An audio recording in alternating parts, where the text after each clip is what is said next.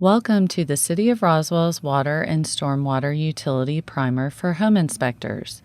This presentation includes the city's Environmental Public Works Department Division Managers from Water and Stormwater Utility. They will present information that will help you and your clients during a home inspection. This workshop was conceived from numerous questions that EPW receives from homeowners concerning their utilities. They will present information that will help you and your clients during a home inspection. The goal of this workshop is to better serve our residents by educating inspection professionals with technical information that will better inform people before they purchase a home. While the city also offers a broader workshop for realtors on city ordinances, this workshop takes a more technical focus on the utilities that make a house and property functional and safe. Thank you for your time, and we hope that you find this information useful. Hi, my name is Chris Boyd. I'm the Water Utility Manager for the City of Roswell's water system. On this slide, you'll be able to see an indication of the area that the Roswell Water Utility services. The area that's in white with the gold boundary around it, that is the area that Roswell serves. The rest of Roswell, shaded in gray, is all served by Fulton County Water. Water Pertinences.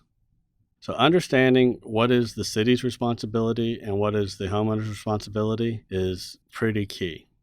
So the city maintains the water main, the service line, up to the meter. The meter is usually located about 7 feet behind the back of curb.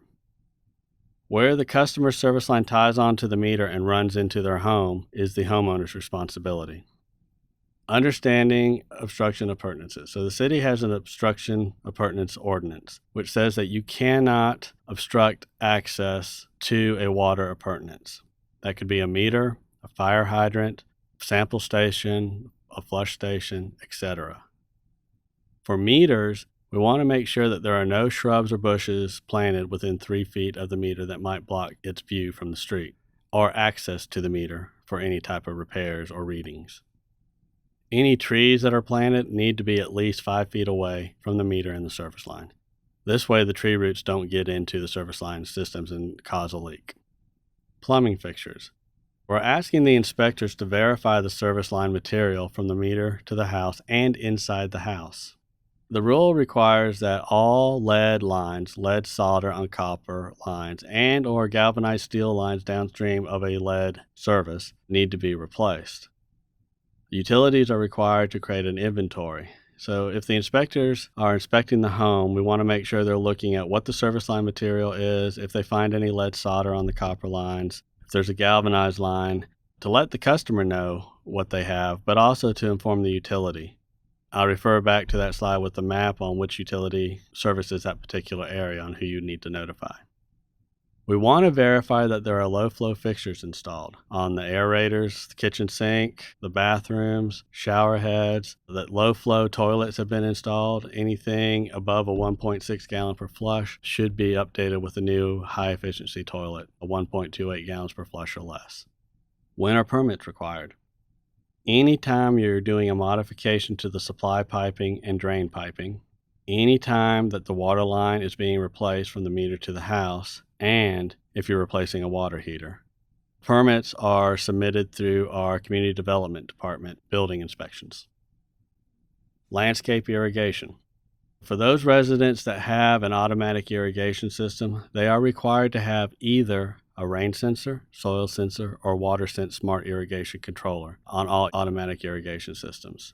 This is to ensure that water is not being wasted, irrigations aren't running when it's raining, or if the soil has enough moisture. The WaterSense Smart Irrigation Controller that can have the tie into WeatherBug knowing that rain is coming to where the irrigation system doesn't run. When are permits and inspection required?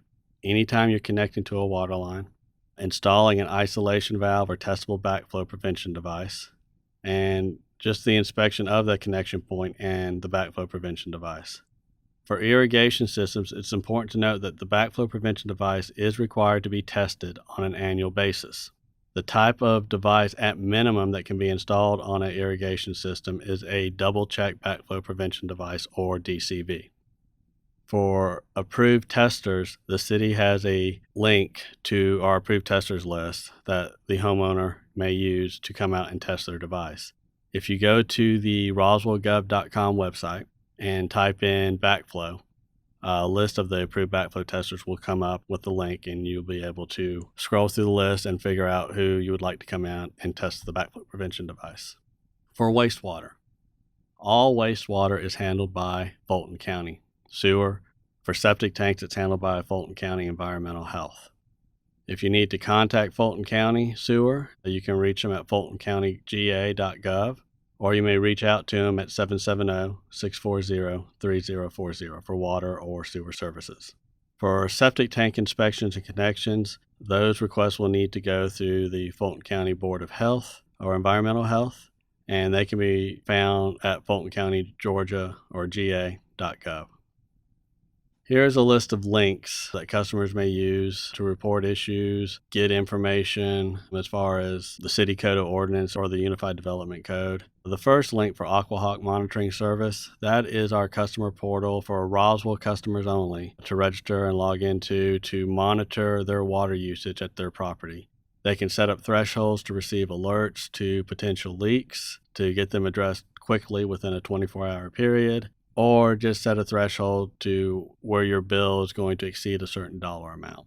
If you are reporting a leak or any other type of water issue, you can click on the first link, which will go to the water utility page, and report the issue that way. Or on the second link is the new City of Roswell's Report an Issue portal.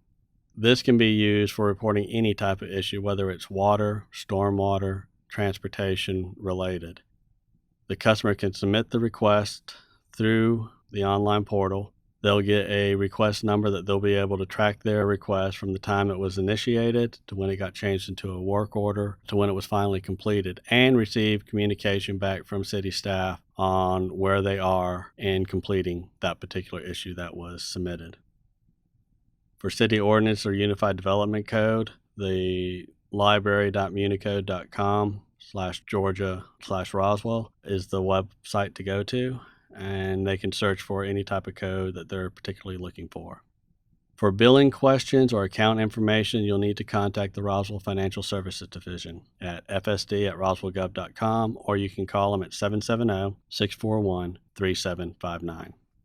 If you have any questions, feel free to contact me, Chris Boyd, Water Utility Manager, at cboyd@roswellgov.com or water_utility@roswellgov.com, or you can call us at 770-641-3707, and we'll be glad to answer any questions you may have.